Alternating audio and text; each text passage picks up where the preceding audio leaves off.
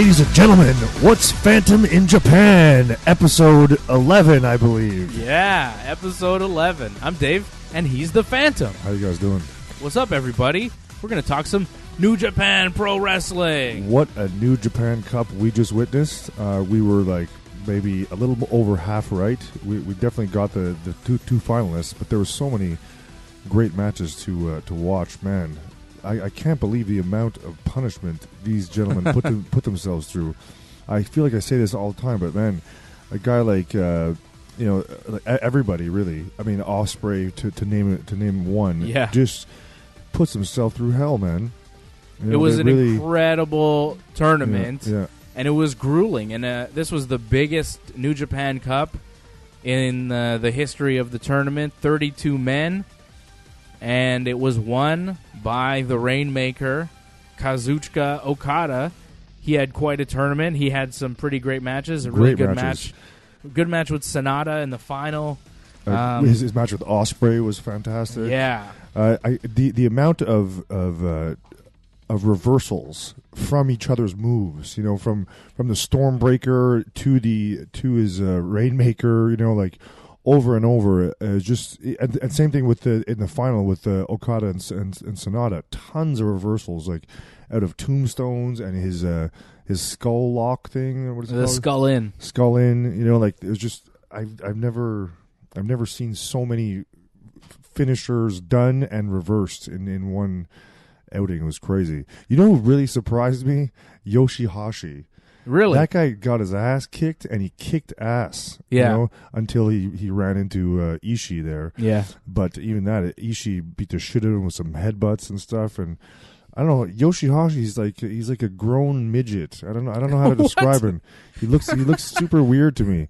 And he does have a strange look. He had the weird hair before, but he cut his hair, and he seems like he's more serious now. Like Yoshihashi's trying to make a run at being more than just a guy that's there. Because when I first took notice of him, he was in a picture with a goat. I love goats, so Yoshihashi caught my eye. But then he was kind of a joke, and now, like you said, he's like trying to become a serious wrestler, and he's stiffing up his act, if you know what I mean. Which I think you have to do in New Japan to be taken seriously. Exactly, and he really went a long way to prove that. He beat the shit out of a couple of people. He beat the shit out of Chase, and then exchanged well with Ishii, the Pitbull. Which is tough to mess with a guy like that, right? Like when you're standing toe to toe with Ishii in the quarterfinals of this thing, you're doing something right. And Chase Owens, I don't know what's this guy. He looks so out of shape, and yet they like put him over Juice Robinson, who did a first round exit. I thought they would do. I thought they would want to do more with Juice, and they got this out of shape looking guy Chase to go over him for what? Well, that was just to set up the return match for the U.S. title, right? That they did as the co-main event for the New Japan Cup final. Which wound up being Sonata and Okada, and then it was Juice and Chase, and Juice wound up going over Chase. I think they just had him beat Juice in the finals so that Juice could have a rematch with him for his belt and just have a title defense, Yeah. So it makes sense, but I was surprised to see him get eliminated so quick. Same thing with Ibushi, who we both thought would get to the final and maybe win it. Yeah. And he was out first round. Yeah, but he wrestled Naito, right? Yeah. So you kind of understand. No, he beat Naito in the first round. Oh, yeah, he did. And then he lost to it's true. He lost to Zack Sabre Jr. in the second round of the tournament. I actually didn't see that match. That's why I didn't see the. Oh, you didn't see Ibushi Naito? Ibushi Naito. Oh, it was very good. Yeah. As was Ibushi Zack Sabre. Zack Sabre winds up winning by submission.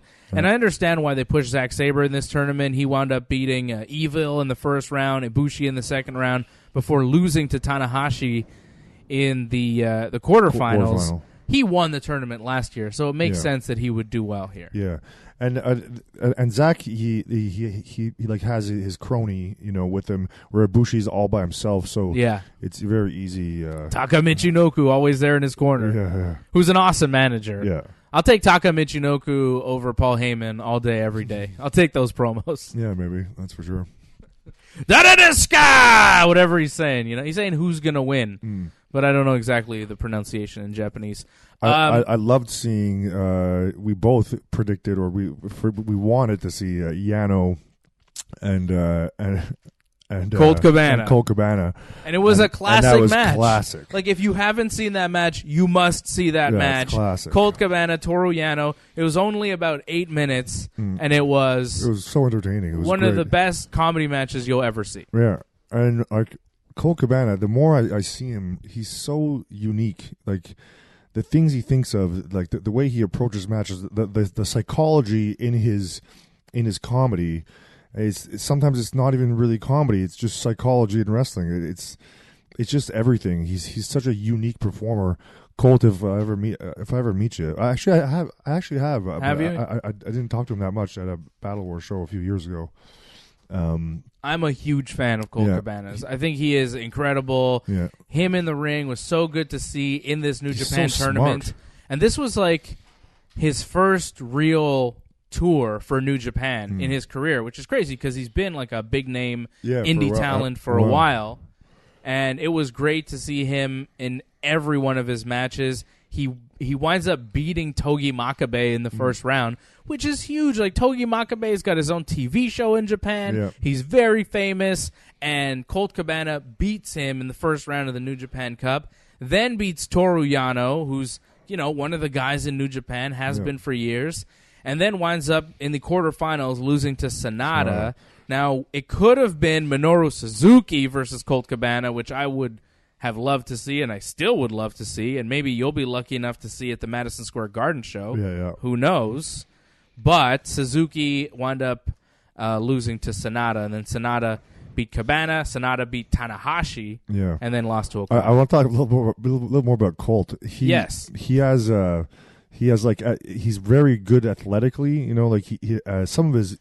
He has this great mixture of comedy, but then he can step it up and be serious real quick. And he's big too. Yeah, he's big, and he has a good look to him, and he's smart. He's funny. Like this guy's a total package. I guess he might rub some people the wrong way because his psychology is too real in a way. I don't know, or not real enough. I can't quite decide. But his moves, some of his moveset that he actually does are stiff moves. He has a. And it's unique stuff, like the way he reverses and stuff. He's like a really extraordinary minded individual. He's very, very unique. He has that cool reverse Boston Crab deal he does, that nice submission move. He has that Superman pin that he does. It's like it's weird looking, But but it works, and you can see how it works and how it's real, and like how it really would pin you down. It's effective, oddball offense, but it's also a slick grappling technique. Yeah, it's also like a nice wrestling move. That's right. But it's like it's quirky. If you know what I mean. Quirky is a way to describe everything he does. It's quality quirky though. I'm not like I love it. It's not hokey. Yeah, and it's unique. It looks good and solid, and he's honed this style for his entire career, and he's amazing at it. And if I can, this is a Japan podcast, New Japan podcast. I would recommend listening to the past few episodes of Colt's podcast, The Art of Wrestling. I learned a lot about the business of New Japan and what it's like working for New Japan because he interviewed like half the roster. Pretty much anybody that spoke English and some people that didn't, Colt interviewed on his podcast over the past 3 or 4 episodes. So I would go listen to The Art of Wrestling. I learned some interesting stuff about a lot of different guys. Colt's podcast is one of the reasons why I do a podcast. He's an inspiration to me. I love Colt Cabana. I can't say enough good things about him. I think he's brilliant. Best. So seeing him lose to Sanada was a bitter pill to swallow. Yeah, it was sad. Especially because I have a feeling, you can't have Colt go on. Well, 2 things. One, he's not serious enough. And 2, they wanted some homegrown talent, right? Because all the foreigners, if you will, just left. All of them just left, right? So they need to build their own Japanese stable, if you will. But and they also need to build on their guys that are there that are theirs as well, right? That are signed to New Japan. Yeah. Colt's a Ring of Honor guy, and he's kind of in a talent exchange. But to your point, as far as all their foreign talent, a lot of them leaving with the elite, they need more foreign talent. It can't just be the Japanese guys. That's why he's there. Yeah. And that's why he's there, and hopefully we'll continue to see him in New Japan. And I think it's interesting that we're getting some new foreign talent because, there's a lot of guys out there that are very good outside of the elite. Yeah. Well, I mean, Colt Cabana's one of them. Green Phantom's pretty good too. you got the. I heard this guy Ospreay, PCO couldn't get a visa, but he was maybe going to be on those New Japan Honor Rising shows, which would have been awesome. That would have been awesome. Yeah. Well, Ospreay. Now, for me, hold Will on. Ospreay. We kind of went off about Sonata there for a second. You want to go back to Sonata? Well, to Sonata and Colt. Colt Skull. Why? Colt, his stuff is kind of funny, and yet Sonata does the Paradise Lock, and yet he's the serious guy. Yes. And he's generic serious guy, like He-Man body with a different head, whatever. Yeah. And his Paradise Lock is, to me, it looks silly. I way prefer Colt's non-serious antics to the Paradise Lock and its seriousness. You know what I mean? Yeah, I understand. The move is a little bit over the top, and it doesn't really make a lot of sense. That said, I like it. Yeah. I do like it. And I'm not a huge Sonata it's fan. It's silly, I find they sell it too much, and then the guy's on his knees. For those who don't know what it is, you basically cross your hands and like put them between your legs and sit on your knees. Mm-hmm. And you just hold it there. It looks cool to get into that position, but once you're there, you should move out. And then he just takes his time and eventually drop kicks you in the ass. It's silly. Yeah. I don't know. And, New Japan has tried to push Sonata a lot as one of their next guys, like to be on the level almost of an Okada or try to get there. I don't know. Yeah. He doesn't entertain me as much as a lot of the other guys do. Yeah, and they want him to be taken seriously as a number one guy, but him and Evil, I think they have big plans for, but I'm not fully behind it. Evil, I would say a little bit more. He's a little more unique look to him. Yeah, but still, I mean, I'm one to talk, but it's a little over the top with his big sickle there. I mean.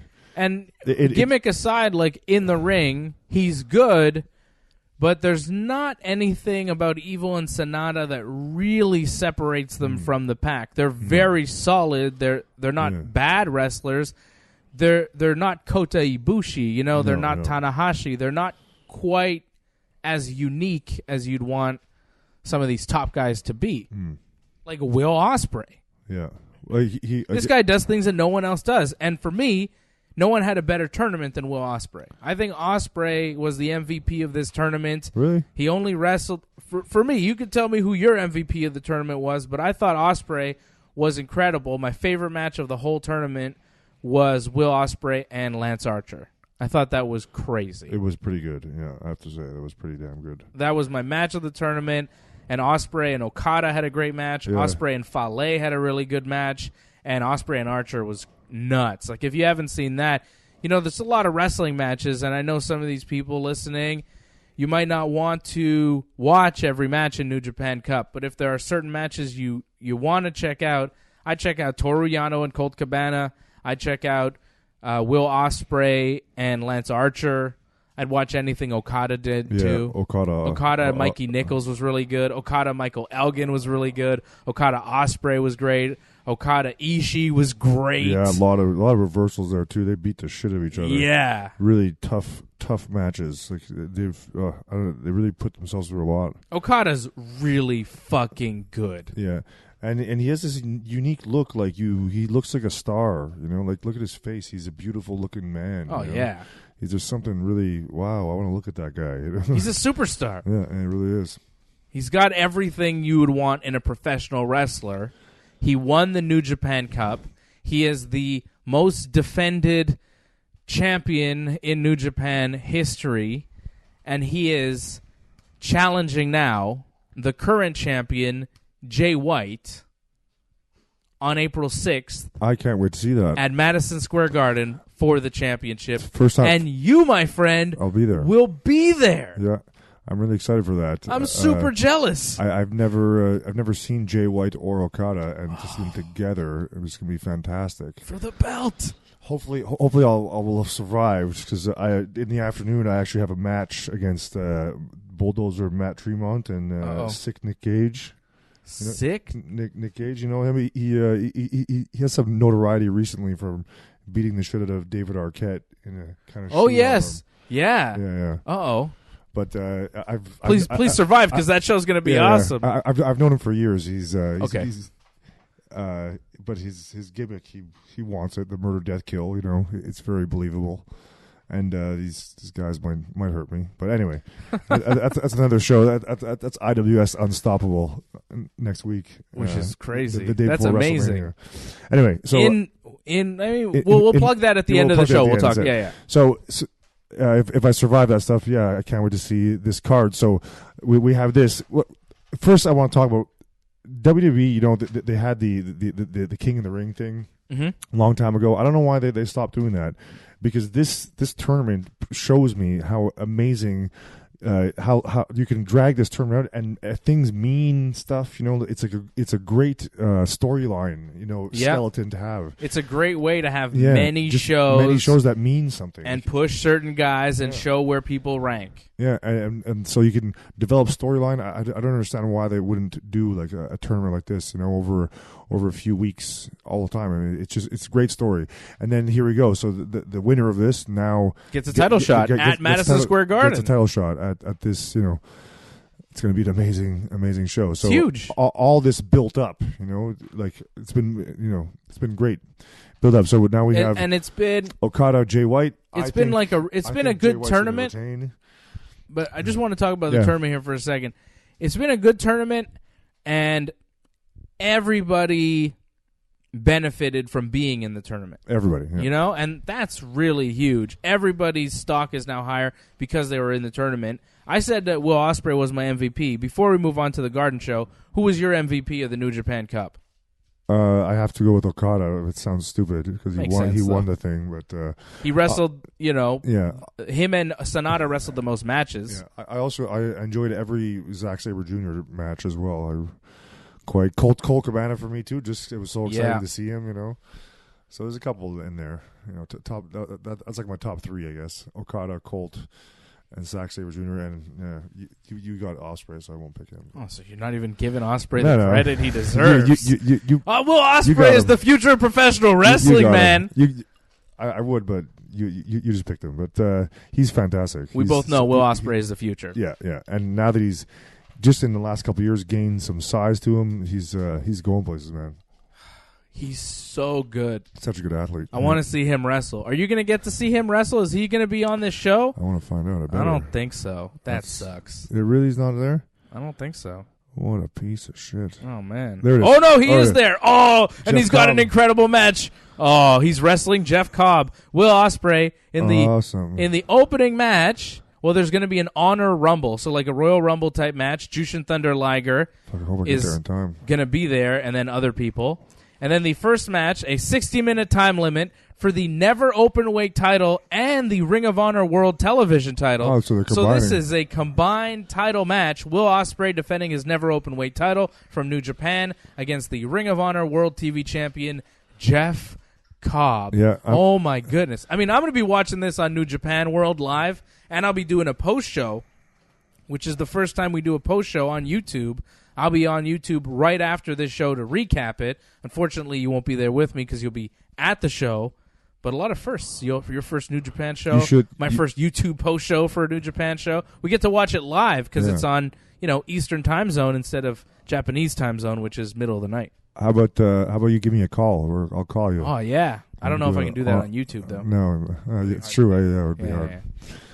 Anyway. Maybe I can. Maybe on Skype or something. Maybe I can FaceTime you. Yeah. FaceTime. Yeah, we could FaceTime and put you on the camera somehow. Yeah. Maybe. Good. We'll figure it out. We'll get you on for like a guest appearance live from MSG. Jeff Cobb, the barrel with arms. Oh my goodness, Jeff Cobb is an incredible athlete. Yeah. So is Will Ospreay. This match this match might be the best match on the card. Yeah, and you know what? I was going to say about it before. I didn't. Will Ospreay, he's gotten bigger. He's gotten stronger, and when he like gets people up for his move. The Stormbreaker. Yes. Up on his shoulder, and he did it to Lance Archer. Yeah, he did Lance Archer. So I'm sure he's going to do it to Jeff Cobb. Again, that's my call right now. So you think he hits it on Jeff Cobb and goes over for sure, and becomes the new Ring of Honor television champion? I think so. Yeah, I mean, I think Ospreay needs it. You know, I mean, he has to break out. Ring of Honor is pushing Jeff Cobb. Yeah, hard, but like I said, I think Will Ospreay is the future of wrestling. Yeah. So I'm with Will Ospreay on that. Then you've got Dalton Castle versus Rush. Both these guys have not. Who's Rush? Is that Leo Rush? Is that the same guy? No. Leo Rush is in the WWE. Okay. He's Bobby Lashley's manager. Okay, so who is that? Leo Rush is in WWE, man. Okay, yeah. I don't know. Some guy named Rush. I don't know him. You know, even with Dalton, I never really was impressed. I mean, I'd rather watch Rush. He's good, but you know, with like Geddy Lee. Yeah. You like Rush? I don't know. Yeah, with Alex. You know Rush? Yeah. Neil Peart. Yeah. There you go. This guy Rush. Mayu Iwatani challenging Kelly Klein for the Women of Honor World Title. I'm a big fan of Kelly Klein's. I think she's very good. Never seen her. You will enjoy her. She's good. Yeah. I think this match will be awesome. I'm going to go with Kelly Klein to win. Okay.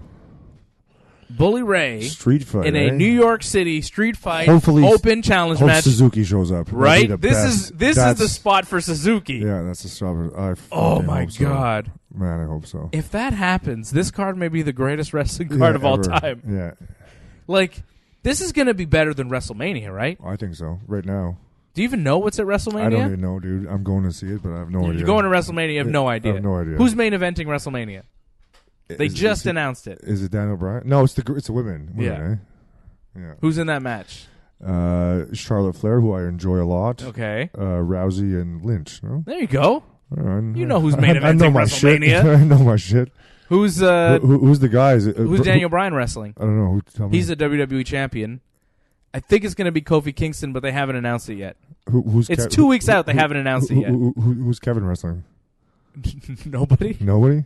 He might be in the Andre the Giant Battle Royal. I don't know. Fuck that. They screwed up his return. They rushed him back, and they had nothing for him. They rushed him back because they booked Kofi. We shouldn't get into it. I'll explain it to you later. They screwed it up. Listen to Wrestling Uncensored from last week.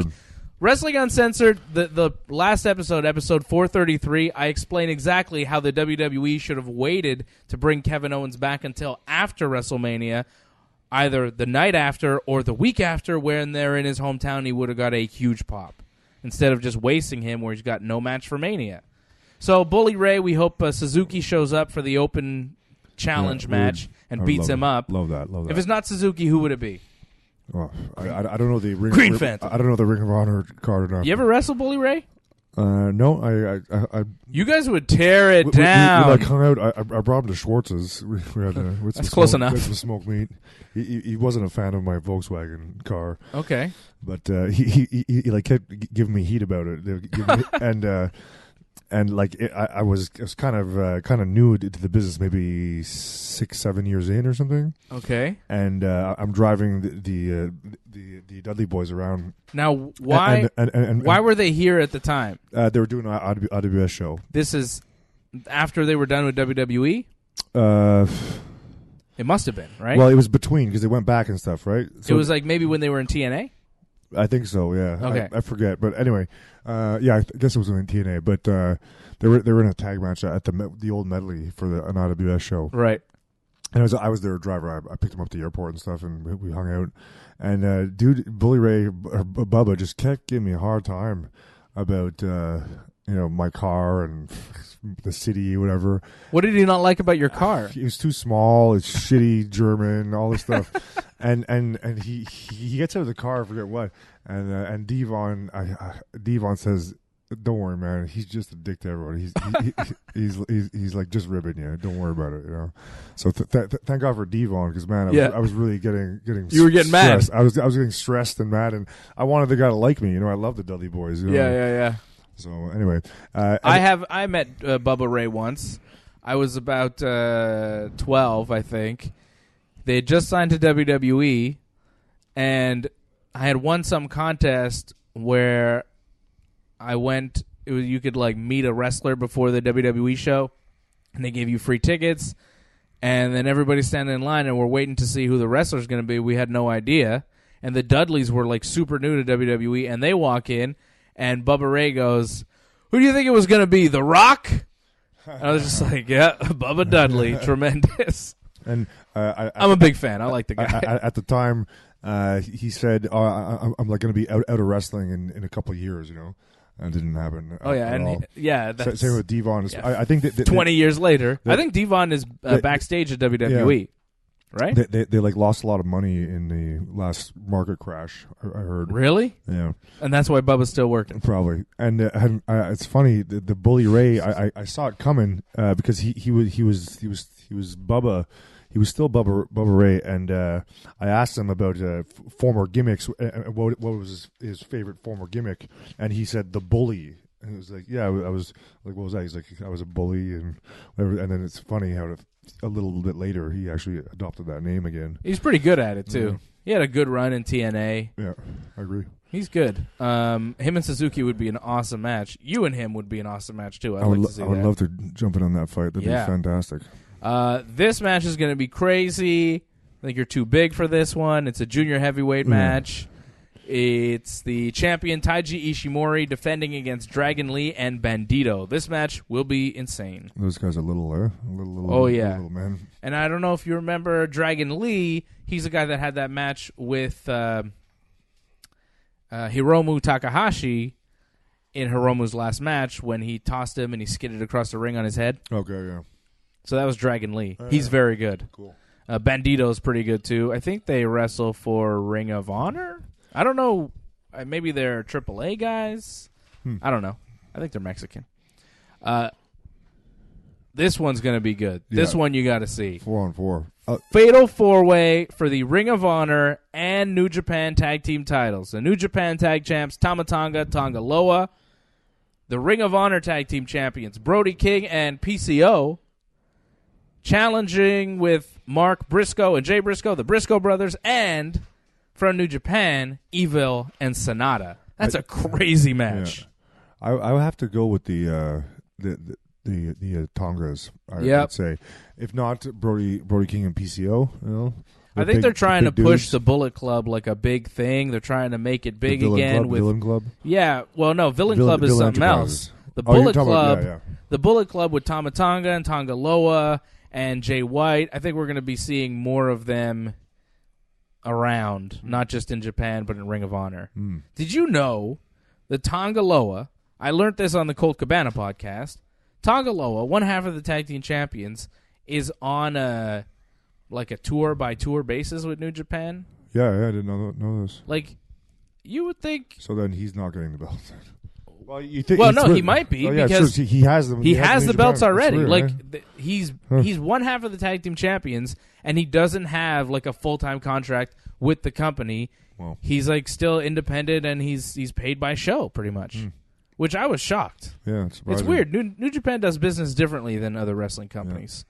Yeah. You've got the British heavyweight title. Oh boy, Zack Sabre Jr. defending against the ace, Hiroshi Tanahashi. That's going to be a great match, too. Oh, my goodness. Who do you have there? Zack can't lose the British heavyweight title, can he? He's British. Yeah. That'd be weird with Tanahashi having that belt, but maybe. What is the symbol that Tanahashi I don't know. I don't know. What is that thing with his hands? He does the hand. Every top it's like wrestler. Almost a C. It's almost a C. It's like a check. I don't know. Every top wrestler needs a hand gesture, all right? It's like the weirdest one. What is that? But he does it, and you know what? Only he does it. Yeah. Usually with the hand gestures, the DDP bang, everybody in the crowd would do it. When Tanahashi does his little like ace hand gesture, no one's doing it in the crowd. He's doing it, and he's also saying "Go Ace" with his theme song. Did you notice that? Yeah. When the song's going, "Go Ace," he's also saying "Go Ace," pumping his fist. I love Tanahashi. He's like a doll. Man. Yeah, he's hilarious. I love that guy. I think he's going to lose to Zack Sabre, though. Yeah, I think so, too. Oh, Intercontinental Championship. The champion, Tetsuya Naito, defending against Kota Ibushi. You get to see Naito and Ibushi. Wow, something great. Jeez. So excited. You just got me so excited. This podcast. It's got you hyped for your trip, right? This card is just sick, man. It's sick card. This is their WrestleMania. Yeah. This is better than Mania. Honestly, the matches are they're better than WrestleMania, but they're also better than their biggest show. It's almost like a Wrestle Kingdom. Yeah, it's better than Wrestle Kingdom. To me. Except no Kenny Omega this time, Kenny Omega, or Jericho. Still, but you got a lot of the Ring of Honor talent. Yeah. You got PCO on this card. Yeah, it's crazy. NJPW, the New Japan stuff is so excited. Now Ibushi and Naito have been feuding for a while. Naito keeps throwing the Intercontinental title at Ibushi, saying, "Take it, I don't want it, I don't even care." I think he's gonna take it. I think they're gonna elevate Ibushi. They're gonna give him the Intercontinental title, and I think Naito should be challenging for that main title. I'd like to see Naito as champion in 2019. He's ready. He's been champion before. It's Naito. I don't know if they have a hotter act. I don't know if there's anybody more over than Tetsuya Naito in New Japan right now. I think Naito's going to take that one just because Ibushi beat him last time, and even the odds.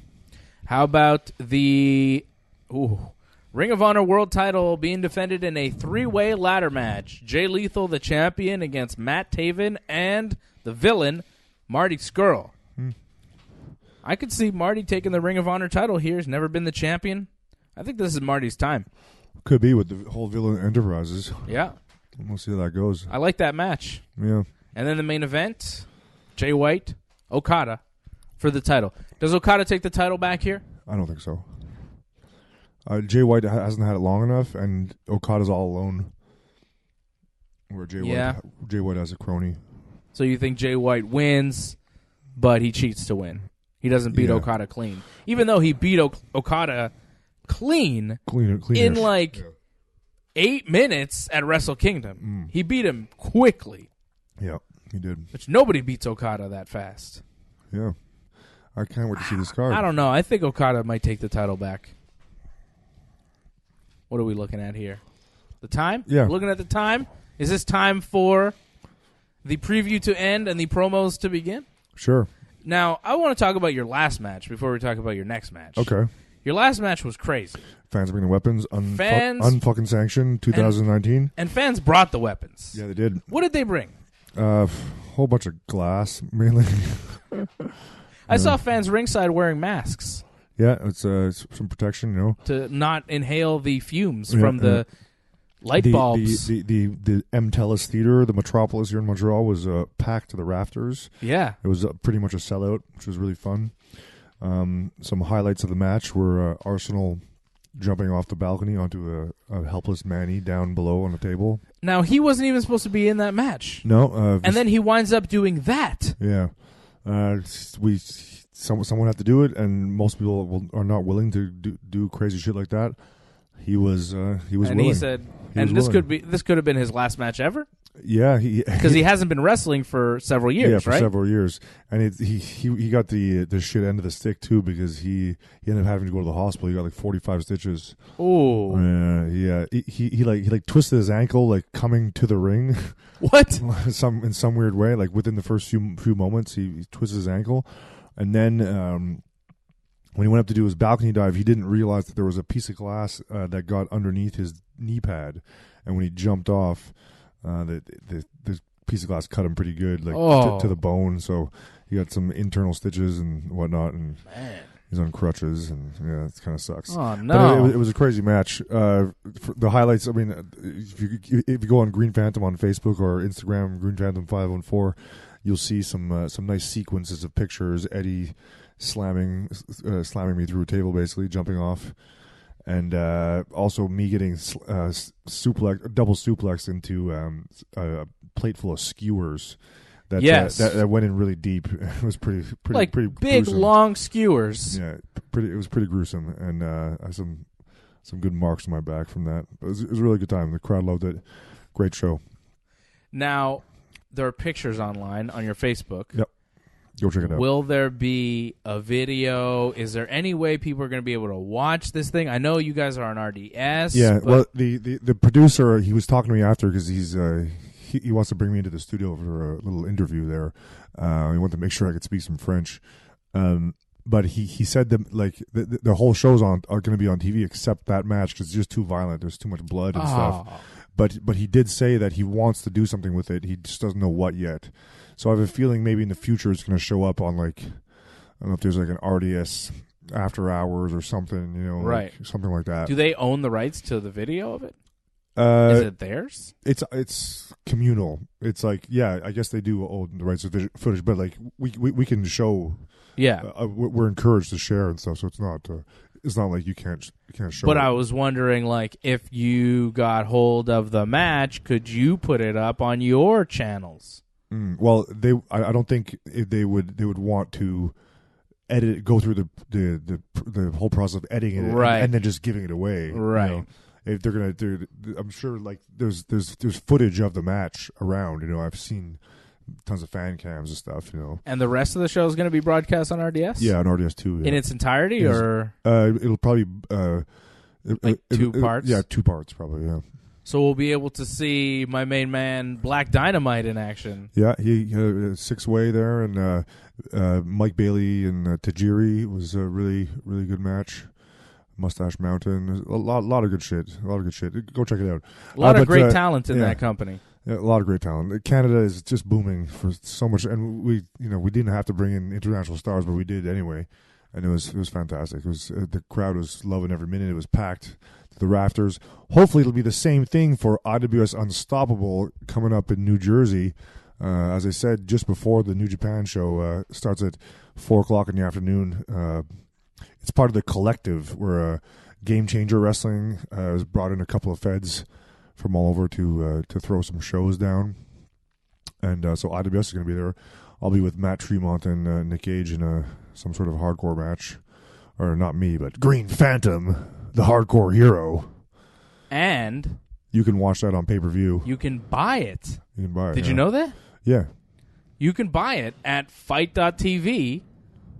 IWS Unstoppable for $10. Cool. Look at that. April 6th at 4 p.m. April 6th is a Saturday. 4 p.m. on Saturday. That's not a bad way to get ready for the New Japan card. You watch the Green Phantom. 4 p.m. Yeah. Are you going to make it for the Madison Square Garden show? Do you understand New York traffic? I know. Well, supposedly it's all connected with the subway, so I'll be marking the subway. Hopefully my face won't be too bashed in, and I'll be able to put your get mask there in time. On, you'll be all right. Yeah. I'm just worried about. I'm sure it'll work out fine. I usually get changed pretty quick, but yes. All right. That's why I was worried about that first match. I might not get that first battle royal, but what you gonna do, brother? Yeah, what you gonna do? As long as you're there for Ospreay and Jeff Cobb, you know. Yeah, that's it. Wow. Well, I'll be watching. Cool. I'm gonna buy this thing. I'm gonna watch Green Phantom, and then I'm gonna watch New Japan. Cool. That's the way it should be. What's Phantom in Japan? What is Phantom in Japan? What is Phantom in Japan? Have a good day, ladies and gentlemen. Follow you on Instagram, Green Phantom 514, Facebook, The Green Phantom. Yeah. Twitter. You're on Twitter too. Twitter, yeah. I think it's Green Phantom 514 as well. There you go. Follow me at all the things at Dave Simon MMA. RingsideReport.net, WrestlingUncensored.net. Subscribe to the YouTube channel. Subscribe to the YouTube channel. One day, we'll get Green Phantom in the YouTube studio. Get with the green.